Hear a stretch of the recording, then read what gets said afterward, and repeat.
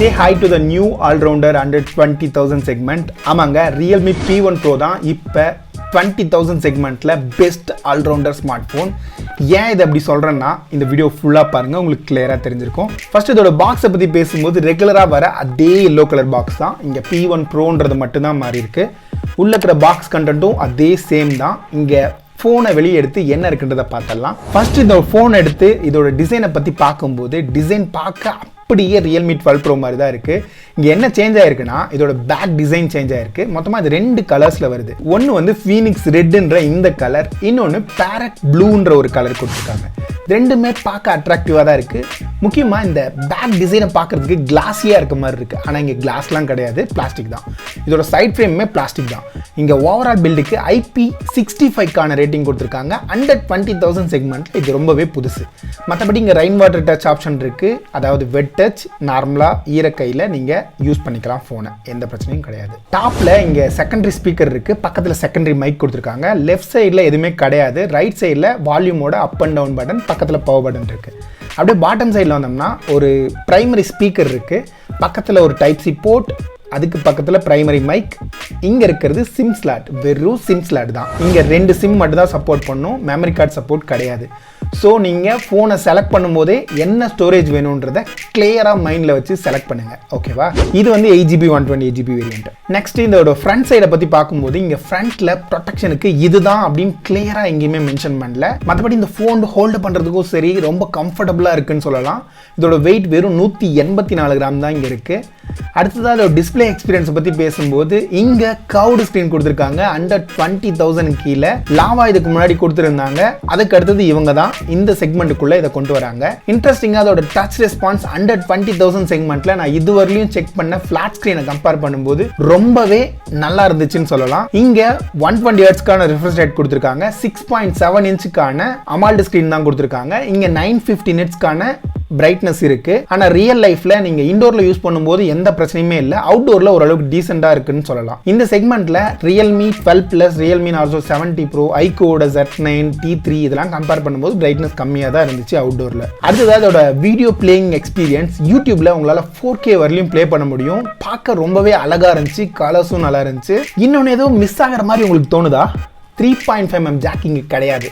ஆனால் இங்கே speaker, twelve speaker, இதோட எக்ஸ்பீரியன்ஸ் இந்த செக்மெண்ட்டில் நல்லாவே இருக்குது. ரொம்ப மோசம்னு சொல்ல முடியாது, ரொம்ப பர்ஃபெக்ட்னு சொல்ல முடியாது. ரெண்டுக்கும் நடுவில் இருக்கிற மாதிரியான எக்ஸ்பீரியன்ஸ் தான் இங்கே கிடச்சிச்சு. அடுத்ததான் இங்கே காலிங் எக்ஸ்பீரியன்ஸை பற்றி பேசும்போது இங்கே வாய்ஸ் ஓவர் NR சப்போர்ட்லாம் கிடையாது. மற்றபடி இங்கே காலிங் வந்து ரொம்ப கிளியராக நீட்டாக அந்த மாதிரி தான் இருந்துச்சு. இங்கே வாய்ஸ் ஓவர் NR சப்போர்ட் ஃபியூச்சரில் வரலாம், ஆனால் இப்போதைக்கு கிடையாது. மற்றபடி இங்கே Wi-Fi 6க்கான சப்போர்ட் இருக்குது. ப்ளூடூத்தில் 5.2 வெர்ஷன் இருக்குது. இங்கே NFC கிடையாது. ரெகுலராக வர எல்லா சென்சாருமே இதுலேயுமே இருக்குது. இங்கே மொத்தமாக 9 5G பேண்ட் கொடுத்துருக்காங்க. இதோட 5G ஸ்பீட் எனக்கு நான் செக் பண்ண ஏரியாவில் அரௌண்ட் 400 Mbps வரலையும் கிடச்சிச்சு. இது நீங்க இருக்கிற ஏரியாவை பொறுத்து கம்ப்ளீட்டா மாறலாம். இங்க ஃப்ரண்ட்ல இன் டிஸ்ப்ளே ஃபிங்கர் பிரிண்ட் இருக்கு, இது ரொம்ப பெர்ஃபெக்ட்டா வேலை செய்யுது. அடுத்ததா ஃபேஸ் அன்லாக்குமே நீட்டா இருக்கு, எந்த பிரச்சனையும் இல்லாம இருக்கு.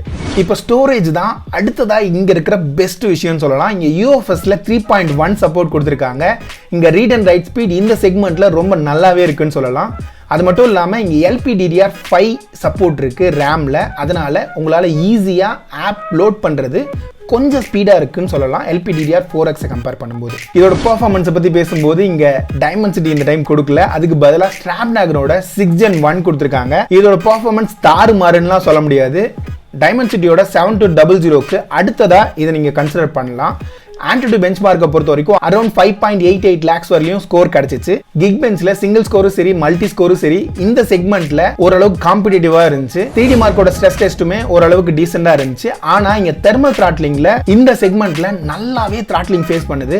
ரீசெண்டா செக் பண்ண ஸ்னாப்டிராகன் ப்ராசஸர் எக்கச்சக்கமான த்ராட்லிங் இருக்கு, இந்த போன்லயும் அது இருக்கு. இங்க தெர்மல் த்ராட்லிங் வெறும் 72% இருந்து 76%க்கான ஸ்டெபிலிட்டி தான் இங்க கிடைக்குது. ஆனா ரியல் லைஃப்ல இது எந்த அளவுக்கு பெர்ஃபார்ம் பண்ணுதுன்றத இப்ப பேசலாம். இதோட ரியல் லைஃப் எக்ஸ்பீரியன்ஸ் ஆப் ஓப்பனிங்லயும் சரி, நார்மலா டச்சோட ரெஸ்பான்ஸும் சரி ரொம்பவே பெர்ஃபெக்ட்டா இருந்த மாதிரி இருந்துச்சு. அதுல எந்த பிரச்சனையும் நான் பெருசா ஃபேஸ் பண்ணல. இங்க கேமிங்கை பத்தி பேசும்போது விவோட T3 லெவலுக்கு இல்லைனாலும் அதுக்கு அடுத்ததா இதோட கேமிங் பெர்ஃபார்மன்ஸ் கண்டிப்பா இருந்துச்சுன்னு சொல்லலாம். இங்க நீங்க 60 FPS வரலையும் PUBGல கேம் பிளே பண்ணலாம். அதோட ஃப்ரேம் டிராப் அந்த அளவுக்கு இல்ல, கேமிங் எக்ஸ்பீரியன்ஸும் ஸ்மூத்தா தான் இருந்துச்சு. இதுல பேட்டரி டிராப்பும் சரி, ஹீட்டிங்கும் சரி ஓரளவுக்கு நார்மலா இருந்த மாதிரி இருந்துச்சு. பேட்டரி டிராப்பை பத்தி பேசும்போது உங்களுக்கு 15லேருந்து 16% பேட்டரி ட்ராப் இருக்கும் நீங்கள் 60 fpsல விளையாடும்போது. இப்போ பேட்டரிஸை பற்றி பேசும்போது இங்கே 5000 mAh பேட்டரி கொடுத்துருக்காங்க. 45 வாட்க்கான சார்ஜிங் சப்போர்ட் பாக்ஸில் இருக்குது. இன்னொரு முக்கியமான விஷயம் என்ன தெரியுமா, இந்த ஃபோனில் உங்களுக்கு 67 வாட்க்கான சார்ஜிங் சப்போர்ட் இருக்குது.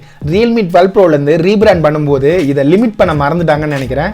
உங்களால் 100 வாட் சார்ஜிங்கில் கனெக்ட் பண்ணும்போது 67 வாட்க்கான சார்ஜிங் சப்போர்ட் இங்கே கிடைக்குது. இன்னொரு முக்கியமான விஷயம் என்னென்னா 67 வாட்லேயும் இந்த ஸ்பீட் கிடைக்கும். 45 வாட்லேயும் உங்களுக்கு 1 ஹவர்லேயே இதை நீங்கள் சார்ஜ் பண்ணிட முடியும். 50% சார்ஜ் ஆகிறதுக்கு எனக்கு ஒரு 29 நிமிஷம் எடுத்துச்சு. 100% சார்ஜ் ஆகிறதுக்கு 1 hour 1 minutes பக்கமாக எடுத்துக்கிச்சு. சரி, சார்ஜிங் ஸ்பீடு இதெல்லாம் ஓகே. பேட்டரி லைஃப் எப்படி இருக்குன்னு கேட்குறீங்களா? பேட்டரி லைஃப் நல்லாவே இருந்துச்சுன்னு சொல்லலாம். என்னோட ஹெவியான டெஸ்டிங்கில் கேமராஸ், கேமிங் இந்த மாதிரிலாம் இன்டென்ஸாக நான் யூஸ் பண்ணும்போது எனக்கு ஒரு 6.5 ஹவர்ஸ்க்கான பேட்டரி லைஃப் கிடைச்சிச்சு. இருந்தாலும் எனக்கு தெரியும் நீங்கள் நிறைய எதிர்பார்ப்பீங்க இந்த பேட்டரி செக்ஷனில் அப்படின்ட்டு. கண்டிப்பாக நான் உங்களை டிஸ்பாயிண்ட் பண்ண மாட்டேன்.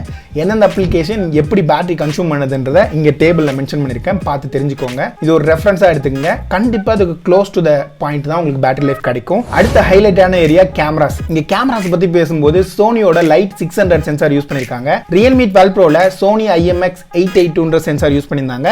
இங்கே அது சோனி லைட்டாக மாறி இருக்கு. இன்னொரு முக்கியமான விஷயம் என்ன தெரியுமா, அவங்களே ரீபிராண்ட் தான் பண்ணியிருக்காங்க. சோனி IMX882 தான் இங்கே சோனி லைட் 600 மாறி இருக்கு. இதோட பர்ஃபார்மன்ஸ் 120,000 செக்மெண்ட்ல இந்த ஃபோனில் எனக்கு கலர் அக்யூரசி ரொம்பவே நல்லா இருந்த மாதிரி இருந்துச்சு. முக்கியமாக இதோட பிரைமரி சென்சாரோட கலர் அவுட்புட் வந்து எனக்கு ரியல்மி 12 ப்ளஸை கம்பேர் பண்ணவும் சரி, ரியல்மி நார்சோ 70 ப்ரோவை கம்பேர் பண்ணவும் சரி, ரொம்பவே நல்லா இருந்துச்சுன்னு சொல்லலாம். விவோ T3ல எனக்கு ஒரு ஒயிட் ஸ்கின் மாதிரியான டோன் கிடைச்சிச்சு. நேச்சுரலாக இருக்கிற டோன் வந்து அந்த அளவுக்கு கிடைக்கல. இந்த ஃபோனில் எனக்கு அது கொஞ்சம் சாட்டிஸ்ஃபேக்ஷனாக இருந்துச்சுன்னு சொல்லலாம். இங்கே அவுட்டோரில் எடுக்கிற ஃபோட்டோஸ் சரி, இன்டோர்ல எடுக்கிற போட்டோஸும் சரி, லோ லைட்ல எடுக்கிற போட்டோஸும் சரி, இந்த போன்ல மெயின் சென்சார்ல எடுக்கும்போது ரொம்ப பெர்ஃபெக்ட்டா இருந்துச்சுன்னு சொல்லலாம். இங்க போர்ட்ரைட் சென்சாரை பத்தி பேசும்போது 1x வரலையும் தான் உங்களால போட்டோ எடுக்க முடியும். ஆனா இங்க ஒன்று சொதப்பி வச்சிருக்காங்க. இந்த ரீபிராண்ட் மேட்டர்லாம் இருக்குல்ல, ரீபிராண்ட் பண்ணும்போது இந்த செகண்டரி கேமரா இருக்குல்ல, அங்க 32 MBக்கான டெலிஃபோட்டோ கிடைச்சிச்சு ரியல்மி 12 ப்ரோல. ஆனா சாஃப்ட்வேர்ல ஒழுங்கா கிளிச் மாதிரி ஏதோ வச்சிருக்காங்க போல. இந்த போன்ல போட்டோ எடுக்கும்போது 26 mm லென்ஸுக்கு பதிலா உங்களுக்கு 47 mm காட்டுது. போர்ட்ரைட் ஷாட்லாம் எடுக்கும்போது அந்த இடத்த அவங்க சரி பண்ணாம அப்படியே ரீபிராண்ட் பண்ணிருக்க மாதிரி தெரியுது.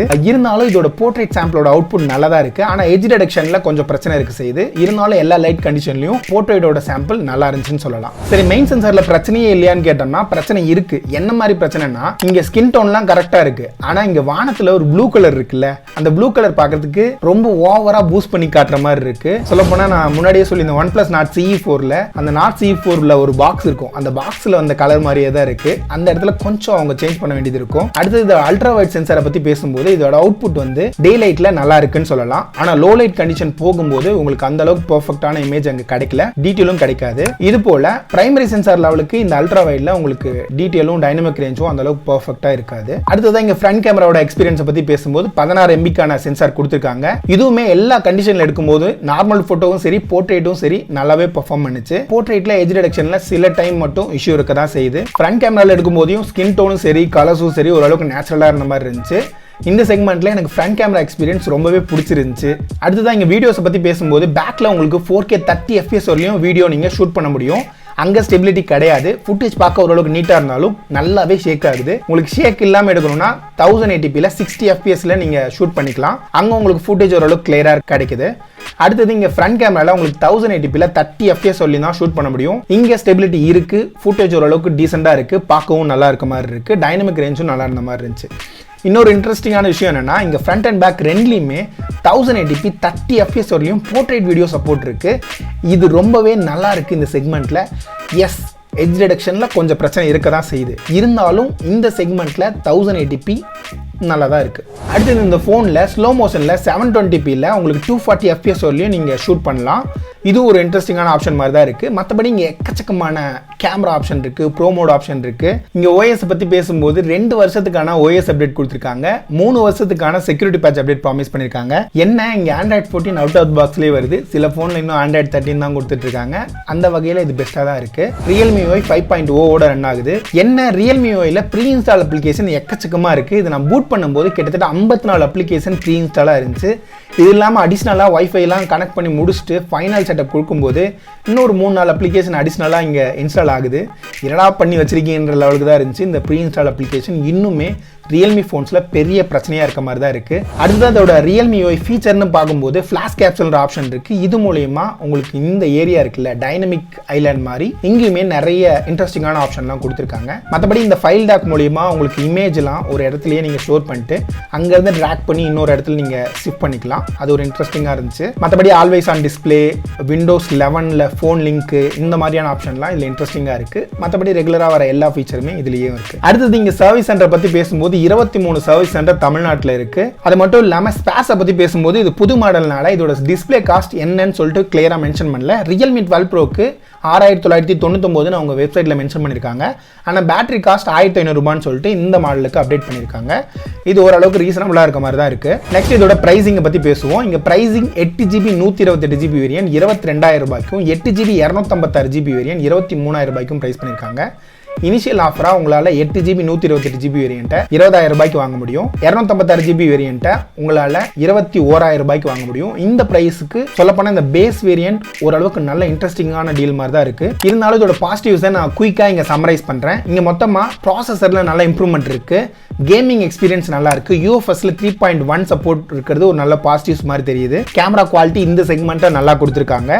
பேட்டரியோட சார்ஜிங் ஸ்பீட் இந்த செக்மெண்ட்டில் நல்லா இருக்குது. அது இல்லாமல் பேட்டரி லைஃபும் ஓரளவுக்கு நல்லா இருக்குன்னு சொல்லலாம். ஆனால் இங்கே பிரச்சனை என்னன்னா ப்ரீ இன்ஸ்டால் அப்ளிகேஷன் அதிகமாக இருக்குது. தெர்மல் த்ராட்லிங் இன்னுமே இஷ்யூவாக இருக்குது இந்த ப்ராசஸரில். மற்றபடி இங்கே ஃப்ரண்ட் கேமரா 1080p லிமிட் பண்ணியிருக்காங்க. NFC கிடையாது, 3.5mm ஜாக் கிடையாது, மெமரி கார்டு ஸ்லாட் கிடையாது. இதெல்லாம் தான் இதில் இருக்கிற குறைகள். இங்கே கர்வ்டு ஸ்க்ரீன் கண்டிப்பாக உங்களுக்கு தேவைப்பட்டுச்சுன்னா இந்த ஃபோன் பிரைமரி சாய்ஸாக இருக்கும்.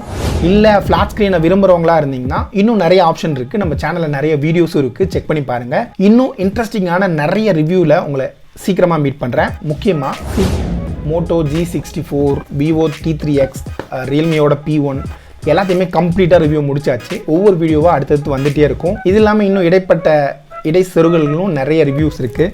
இங்கே ஒரு பாக்ஸில் இந்த ஃபோனில் இன்னும் ரிவ்யூ பண்ணாமல் வச்சுருக்கேன். இது எல்லாமே நானே ஓனாக வாங்கி தான் ரிவ்யூ பண்ணிகிட்ருக்கிறேன். So no bias. இங்கே இன்னொரு வீடியோவில் பார்க்கலாம். பாய்.